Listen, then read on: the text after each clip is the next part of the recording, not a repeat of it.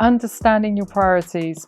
What does good look like to me? Good for me is being able to live a life which is as unrestricted as possible, and to realise that I can do things, especially after 10 years. Good looks to me like I can get out in the morning and dress and feel comfortable in my skin in the way that I see myself, have some level of energy, being able to embrace my full personality and the things that I want to do in my life. What were your priorities when making decisions on how to manage your MS? If I can internally feel like I'm okay with the decisions I'm making, that's become my priority. My priority is self-satisfaction.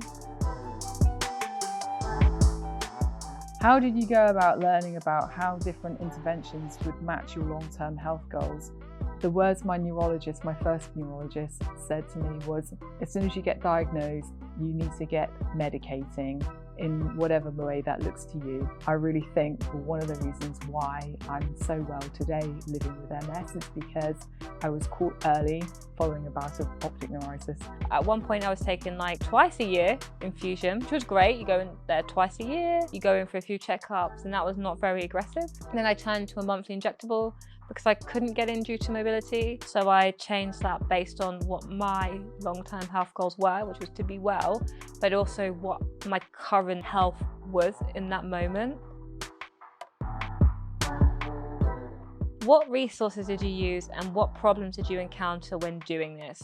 The problem I had was the lack of community, which I now have, like a whole decade later. I think I found Shift.ms in 2018 or 19 or something, which was like a whole heap of time later than my diagnosis. Have your priorities changed over time as your MS has changed or as you have gotten older? The overarching priority for me is my health, my mental health, my physical health, my sleep, my exercise, my diet.